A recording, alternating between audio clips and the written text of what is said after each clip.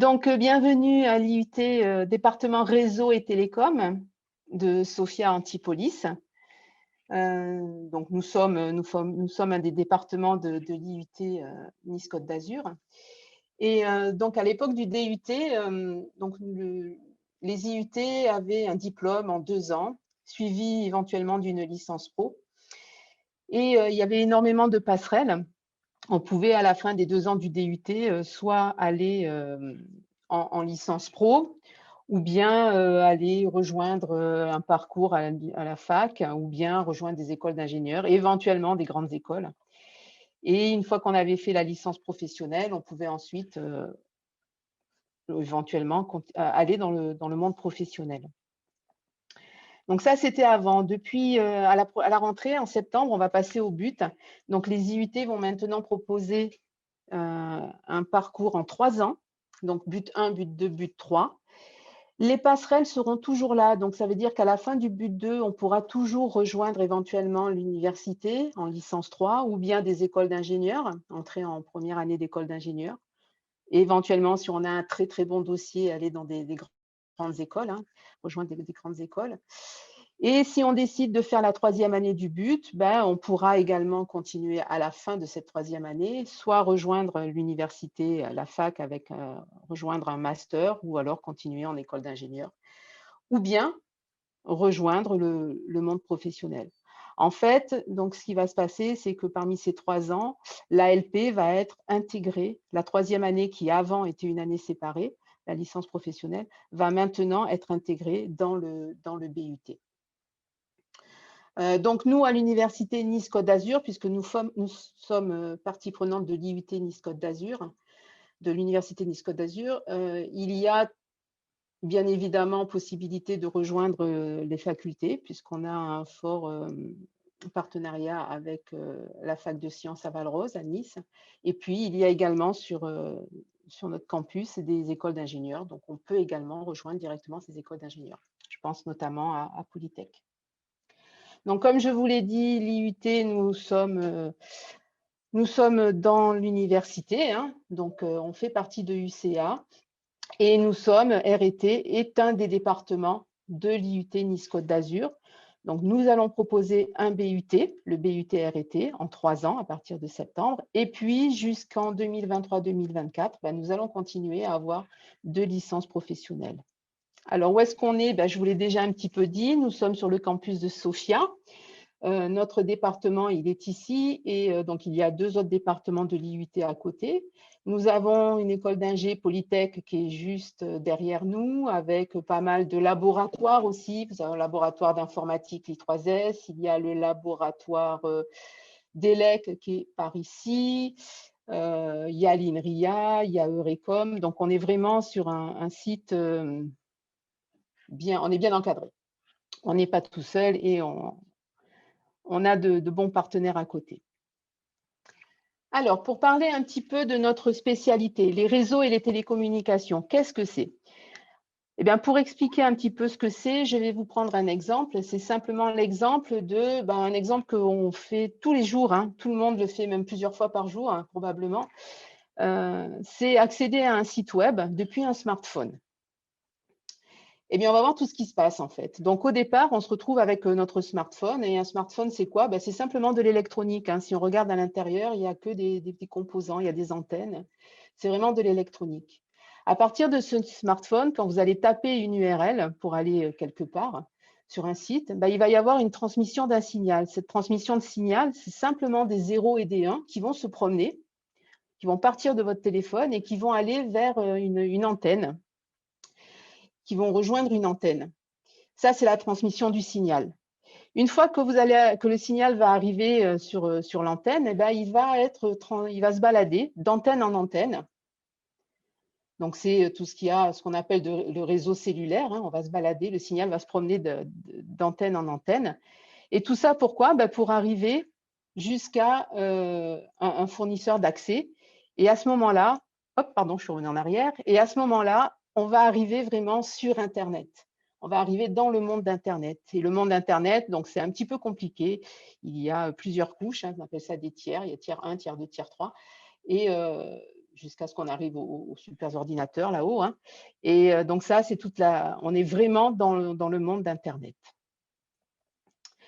Une fois qu'on va arriver de l'autre côté, hein, de l'autre côté, là où on veut aller voir la page web, là où est stockée la page web, donc on va se retrouver à nouveau sur un fournisseur d'accès Internet.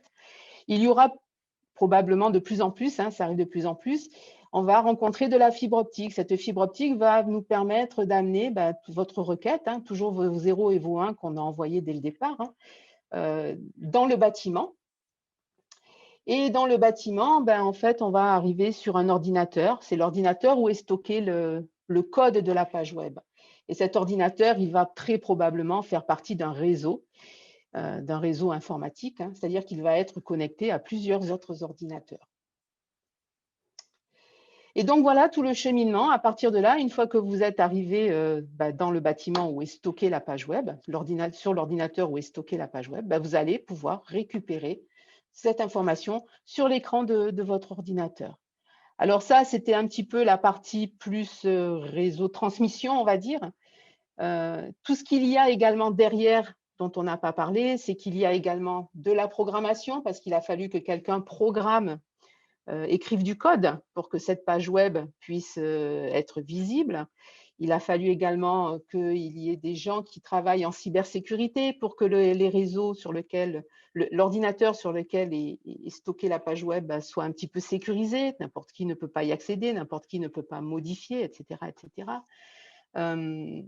Il y a probablement également des notions d'Internet des objets, puisque vous voyez que vous avez un téléphone qui se connecte à plein de choses.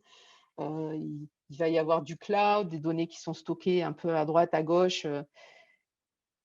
Et si je rajoute à toutes ces informations, si je rajoute de l'expression communication, si je rajoute de l'anglais, si je rajoute un petit peu de maths, et que je rajoute des projets tutorés et que je rajoute du stage, des périodes de stage, j'arrive à tout ce que l'on enseigne en réseau et télécom. Voilà, réseau et télécom, c'est tout ce dont je viens de vous parler. C'est-à-dire de la transmission de données, de l'électronique, du réseau, de l'informatique, de la programmation, un petit peu de maths, un petit peu d'expression, un petit peu d'anglais. C'est tout ça. Voilà tout ce que vous verrez si vous venez chez nous faire un BUT, RT. Alors, si je reviens un petit peu plus sur l'organisation de ce BUT, donc le BUT, je vous l'ai dit, hein, c'est maintenant sur 3 ans. En première année, nous allons avoir un tronc commun, c'est-à-dire que tous les étudiants vont suivre exactement les mêmes enseignements. En deuxième année, il y a une grosse partie de l'enseignement qui est encore du tronc commun et on va quand même avoir une petite partie de spécialisation où les étudiants vont pouvoir choisir un parcours qu'ils préfèrent. Parmi ceux qu'ils ont déjà vus dans le tronc commun, ils vont se spécialiser sur une partie de l'enseignement. Et ça sera la même chose en troisième année. Il y a une grosse partie du tronc commun, plus une partie où on va continuer la spécialisation. Donc, ce qui veut dire qu'à partir de la deuxième année de BUT, il va falloir que les étudiants choisissent leur spécialité. Je vais vous dire un peu plus tard, on verra qu'il y en a deux spécialités que nous proposons. Et quelque chose qui est important aussi, c'est qu'à partir de cette deuxième année, notre formation est proposée également en alternance, donc en alternance sur les 2 dernières années, année 2 et année 3. Alors, si on regarde un petit peu plus ce qu'il y a dans le tronc commun, donc on vise essentiellement 3 compétences, hein. En gros, les 3 compétences, ça regroupe ce que je vous ai présenté tout à l'heure avec mon petit exemple, hein, d'accéder à un site web depuis un téléphone. Il va y avoir la première partie qui regroupe un petit peu tout ce qui est important sur les réseaux et Internet. La deuxième partie, c'est un petit peu plus tout ce qui est transmission de données, donc téléphone, fixe, mobile, le Wi-Fi, etc. Tout ce qui est transfert des données, hein, transmission des données. Et la troisième compétence, c'est plus tout ce qui est programmation, faire des petits programmes, déployer des petites applications, pourquoi pas sur Android, écrire des scripts pour aider l'administrateur système, écrire des petits programmes pour aider dans la gestion quotidienne de l'entreprise, ce genre de choses. Donc, on a vraiment 3 aspects hein, dans notre BUT. Il y a les réseaux, tout ce qui est communication, télécommunication, et puis l'informatique au niveau programmation. Donc, vous voyez qu'on est quand même très dans le monde du numérique. Hein. C'est vraiment le monde du numérique. Donc, au niveau des 2 parcours de spécialisation, je vous ai dit qu'il y en avait 2. Le premier que nous proposons, c'est une spécialisation en cybersécurité. Donc, c'est un domaine en pleine expansion. Hein, voilà. Donc, bien évidemment, tout ce qui est sécurité, on le verra également dans le tronc commun. Hein. Il y aura des notions de cybersécurité dans le tronc commun, mais les étudiants qui choisiront la spécialité cybersécurité apprendront encore un petit peu plus. Le deuxième parcours que nous proposons, c'est Internet des objets et mobilité. Donc là, c'est l'Internet des objets. Vous savez que depuis quelque temps, il y a beaucoup d'objets qui sont connectés. Hein, on connecte un petit peu tout. Et donc, on va voir tout ça. Et il y aura également là-dedans aussi bien évidemment, de la sécurité. Donc, voilà un petit peu pour les grands domaines de notre département. Voilà, il y a des questions dans le chat. Oui. Juste une question qui est quel est le pourcentage d'étudiants hors académie que nous acceptons? Alors, on n'a pas de pourcentage. Nous, on accepte tous les candidats qui sont motivés, intéressés et qui nous donnent, et qu'on pense qu'ils vont réussir. Donc, on n'a pas de pourcentage sur les étudiants locaux ou pas locaux. On a d'ailleurs des étudiants qui viennent hors académie. Hein. Il n'y a aucun souci à ce niveau-là. Donc, je vais continuer avec la formation, expliquer un petit peu comment ça se passe. Donc, on est une formation universitaire, généraliste, parce que vous avez vu, on voit un petit peu de tout. Hein, donc, je vous ai parlé, on voit plein de choses dans l'univers du numérique. On est assez large dans ce niveau-là, hein, puisqu'on voit les réseaux informatiques, l'administration des réseaux, les systèmes, la sécurité, comment on fait évoluer un réseau.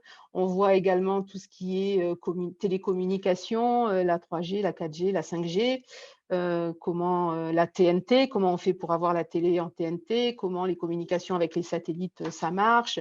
Donc, il y a tout ça. Et puis, évidemment, toute une partie programmation, hein, où on voit quand même pas mal de langages de programmation aussi. Et puis, il y a évidemment, ce que je vous ai déjà dit, des enseignements en mathématiques, puisqu'on est obligé de faire un petit peu de mathématiques, surtout que nos étudiants, on le verra plus tard, continuent en école d'ingénieur. Donc, il faut quand même qu'ils aient un petit bagage avec eux. Hein, on ne va pas les laisser partir comme ça. Il y a des enseignements en expression communication. On apprend à faire un CV, on apprend à se présenter dans une entreprise pour une embauche. Il y a aussi des enseignements d'anglais parce que de toute façon, la langue, hein, dans tout ce qui est le monde de l'informatique, le monde informatique au sens large, c'est l'anglais. Donc, il faut savoir parler anglais. Alors, ce n'est pas de l'anglais pour tenir une conversation comme ça, hein, quand on va en voyage. Hein, c'est vraiment de l'anglais professionnel. Et puis, on a également des cours alors c'est à la marge, hein, mais on a également des cours de tout ce qui est gestion, apprendre ce que c'est qu'une entreprise, comment monter son entreprise, et puis bien évidemment tout ce qui est le droit informatique. Notre formation est encadrée par des enseignants, ce soit des enseignants purs, soit ce sont des enseignants-chercheurs. Donc, on fait partie, hein, la plupart d'entre nous dans le département, faisons partie d'un laboratoire de recherche, donc soit l'I3S qui est le laboratoire d'informatique, ça peut être le laboratoire d'électronique.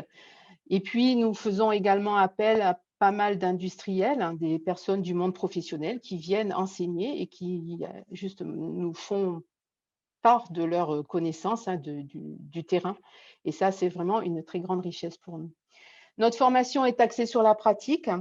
Nous avons énormément de travaux pratiques. Alors là, je vous donne les chiffres du DUT, hein, c'était les chiffres jusqu'à cette année. Avec le BUT, ça ne va pas beaucoup changer. Mais vous voyez que pratiquement 50% de nos enseignements sont en travaux pratiques. Nous avons ensuite 35%, ce sont les travaux dirigés. Donc là, ce sont des groupes d'étudiants de 24 personnes, on va dire. Et puis, on n'a même pas 20%, hein, on n'a plus que 18% de cours magistraux, où là, c'est vraiment en amphi avec toute la promo. Et ce que je n'ai pas dit, c'est que les travaux pratiques, ce sont des petits groupes de 12 à 14 personnes. Donc, c'est vraiment là où on peut manipuler. Dans la formation, on a également une grosse part de projets tutorés, donc c'est-à-dire que les étudiants ont un projet à mener sur les 3 ans. Donc, ça va être 600 heures réparties sur les 3 ans que compte le BUT. Donc là, je vous ai mis quelques petites photos. Hein. Les projets, ça peut être un peu de tout, hein, puisque c'est quelque chose qui est assez… c'est un gros travail, hein, c'est un gros travail, c'est une application qu'il faut mener. Donc ici, vous avez, par exemple, cette année, ils ont fait un des projets, ils ont essayé de monter en collaboration avec un apiculteur, on a essayé de faire une ruche connectée. Là, c'est en collaboration avec Thales, Alenia Space. Ils ont essayé de faire un petit robot avec des caméras pour voir hein, quand il sera lancé dans l'espace. Et puis là, bon, c'est un petit peu plus du réseau, où les étudiants travaillent en réseau. On a également une partie stage, hein, toujours dans la pratique. Donc, avec le BUT, il y aura entre 22 et 26 semaines en tout de semaines de stage. Ces stages-là seront probablement… il y aura un stage en deuxième année, en BUT deuxième année, et un gros stage plus conséquent en troisième année. Il n'y aura pas de stage en première année parce qu'on considère que nos étudiants, en première année, ils ne sont pas encore très au point. Hein, et les entreprises tiquent un petit peu à prendre des stagiaires, des novices, pour faut les comprendre. Hein, on ne va pas mettre n'importe qui sur le réseau. Donc, nos stages commencent en deuxième année et bien évidemment, les stages peuvent se faire en France ou bien à l'étranger, quand on pourra aller à l'étranger. C'est une autre histoire. Ce que je vous ai déjà dit, je le rappelle, c'est que l'alternance sera proposée à partir de la deuxième année du BUT. Pas imposée, c'est uniquement sur la base du volontariat. Hein. Les étudiants qui veulent faire l'alternance pourront le faire. Nous préparons également à des certifications. Donc, il y a une certification en anglais. Jusqu'à présent, c'était le TOEIC. Ça va peut-être changer, mais bon, il y aura une certification en anglais. Et puis, il y a la certification Voltaire, qui est une certification en français. Lucille, des questions ou je peux continuer sur l'après-BUT? Non, il n'y a pas de questions, tu peux continuer. Super, merci. Donc, nos diplômés, donc là, je parle des diplômés DUT, hein, puisqu'on n'a pas encore d'expérience sur le BUT, il commence que l'année prochaine. Mais donc ça, ce sont des statistiques sur des étudiants qui ont eu leur DUT en 2015, que nous avons interrogés 30 mois après leur diplomation. Donc, on voit que 35% de nos étudiants ont poursuivi leurs études en formation initiale et 35 autres ont poursuivi leurs études en alternance. Donc, en fait, on a 70% de nos diplômés qui continuent leurs études et la moitié en alternance. Alors, cette partie alternance est très importante parce que, bien évidemment, là-dedans, on va retrouver des étudiants nos étudiants qui ont poursuivi en licence professionnelle hein, pour 1 an. Vous vous rappelez, je vous avais dit que le DUT était en 2 ans et il y avait la possibilité de faire la 3e année en licence professionnelle. Mais ce qui se passe actuellement, c'est que beaucoup d'écoles d'ingénieurs ouvrent en alternance, ouvrent un cursus en alternance. Et c'est vrai que les étudiants de DUT, donc de BUT plus tard, sont très prisés dans ces formations-là parce que l'alternance, ça veut dire que les étudiants vont participer à la vie d'une entreprise, ils vont travailler dans une entreprise et les entreprises sont très friands d'étudiants qui viennent d'un IUT parce que justement, nous, on est, comme je vous l'ai expliqué juste avant, on est basé sur la pratique et donc c'est vraiment un plus. Donc, 30 mois après leur diplomation, on a 22% d'étudiants qui sont en emploi, qui ont trouvé un emploi. Et puis, il y en a 8% qui sont en recherche d'emploi. Donc, voilà pour le devenir de nos DUT. Donc là, je vous ai mis quelques petits, ce sont des anciens, hein, pour que vous voyez un petit peu ce qu'ils peuvent devenir. Donc, vous avez un petit peu de tout. Donc, voilà, vous avez Fabrice qui, lui, est team manager chez Orange. Clotaire, lui, il travaille, il est architecte système réseau et sécurité chez GSF. Laure Martel, elle programme. elle est chez Amadeus. Bon, vous voyez, il y a un petit peu de tout, hein. Il y a du SFR. On a, oui, Laurent Galluccio qui, lui, a rejoint, après le DUT, il a rejoint l'université. Ensuite, il a fait une thèse. Donc maintenant, il est au CNRS. Donc, vous voyez, c'est quand même assez varié, tout ce qu'on peut faire. Donc là, on a Antoine aussi qui, lui, bosse dans la fibre optique. Donc, c'est très, très varié dans nos domaines. Donc, une année au quotidien, ben voilà, là, je vous ai mis une grille d'emploi du temps. Alors, ça paraît très… Il ne faut pas avoir peur, hein, il y a beaucoup de créneaux, mais parce que il y a 5 groupes de TP, hein, donc c'est pour ça. Hein, là, c'est pas tout le monde, c'est pas l'emploi du temps d'une personne, hein, c'est l'emploi du temps de tous les étudiants. Donc, en gros, on commence le matin à 8h30, c'est le plus tôt qu'on puisse commencer, et au maximum, on termine à 18h30, avec toujours, évidemment, une pause repas de 1h30. Hein. Il faut savoir que le jeudi après-midi est libéré. Nos étudiants ont droit à une demi-journée de tranquillité. Hein, c'est le jeudi après-midi. On n'a pas cours le samedi. Ça, c'est un point positif aussi, c'est très bien. Et donc voilà, donc si vous regardez un petit peu cette grille, donc vous retrouvez ici, par exemple, ça c'est un amphi où toute la promo est en cours. Et puis ici, on a un TD, donc ce sont des groupes uniquement à 24. Et puis après, ici, vous avez des TP, où là, ce sont des groupes à 12 personnes, où là, on va vraiment manipuler. Donc, une fois que les cours sont terminés, évidemment, nos étudiants, ils ont une vie à côté, hein, il n'y a pas de souci, ils ne sont pas tout le temps en cours. Donc, le campus, je vous ai un petit peu montré la vue au début pour vous montrer où on était situé. Hein. Donc, on est à Sophia Antipolis.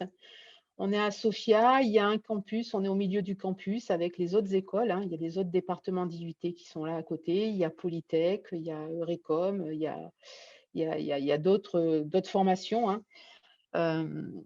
Du coup, forcément, on a un restaurant universitaire. Alors, nous, on a l'avantage, c'est que le restaurant universitaire, il est juste à côté de chez nous. Hein. Ce sont nos voisins. Donc, c'est vraiment pas loin. C'est à 5 minutes à pied. On a un learning center. On a plein de choses qui sont mises à disposition de nos étudiants. On n'est pas très loin non plus du quartier Saint-Philippe, où il y a des résidences universitaires, hein, d'ailleurs, et où il y a tous les commerces, des petits restaurants, on peut se restaurer, c'est très simple. Et puis, bien évidemment, nous avons un BDE, hein, un bureau des étudiants, qui organise, alors, les années où c'est possible, hein, des petites soirées étudiantes. Enfin, ils font ce qu'ils peuvent, hein, les pauvres en ce moment. Mais bon, sachez qu'on a un bureau des étudiants qui est là pour la vie extra-universitaire. Donc, voilà pour la vie dans le département. Donc, au niveau des inscriptions, donc pour postuler chez nous, il va falloir passer sur Parcoursup. Donc là, on est dans la phase 2, hein, c'est-à-dire c'est la phase où c'est à vous de jouer, c'est à vous de vous inscrire, c'est à vous de prendre des renseignements. Et à ce sujet, n'hésitez pas à revenir vers nous si vous avez des questions. Donc, vous avez je ne sais plus exactement, jusqu'au 8 avril pour faire vos vœux. Après, donc, ça sera à nous d'examiner les dossiers. Alors, comment sont examinés les dossiers? Donc là, je vous ai donné les chiffres de l'année dernière. L'année dernière, nous avions reçu 512 dossiers, 512 demandes. Chaque dossier est évalué par 2 enseignants. Et alors, évaluer, ça veut dire quoi? Ça veut dire qu'on va regarder, vous l'avez compris, on a une formation scientifique, donc on va regarder essentiellement les matières scientifiques, hein, les résultats dans les matières scientifiques, en maths, en physique, en informatique, si vous avez déjà fait de l'info. Nous, les profils qu'on cible, hein, donc c'est des gens scientifiques, donc ça va être des bacs généraux avec quand même un enseignement de mathématiques qui reste en terminale. Alors, ça peut être un enseignement, une spécialité maths qui reste en terminale, ou alors les maths complémentaires. Il faut qu'il y ait quand même des maths qui soient faits en terminale. Il ne faut pas avoir abandonné la discipline mathématique. Une fois que chaque dossier va être évalué par 2 enseignants qui va dire si oui ou non, donc on va avoir 2 avis, et les candidats qui seront retenus par cette double évaluation les candidats seront invités à un entretien.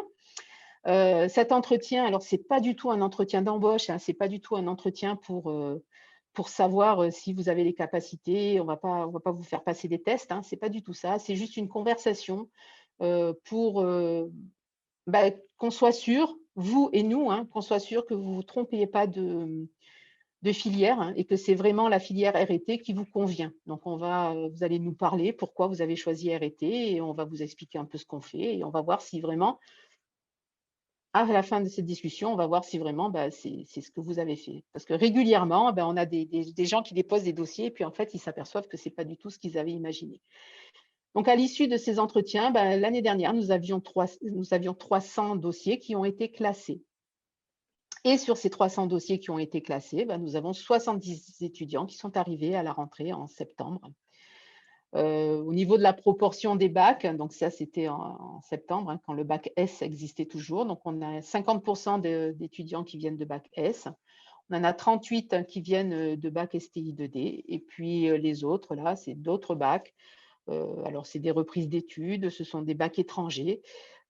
Puisqu'on parle des étrangers, il faut savoir aussi que nous avons un fort partenariat avec une université à Kuala Lumpur en Malaisie et nous accueillons régulièrement des groupes d'étudiants donc malaisiens, un petit groupe. 10h30, il va falloir Oui. conclure. Et donc voilà. Eh bien, la diapo suivante, d'ailleurs, c'était juste pour en savoir plus, c'était la dernière, donc ça tombe bien. Donc, si vous avez des questions, vous avez notre adresse mail. N'hésitez pas à nous contacter et puis on répondra à toutes vos questions. Je vous remercie et puis je vous dis à très bientôt. Au revoir. Au revoir.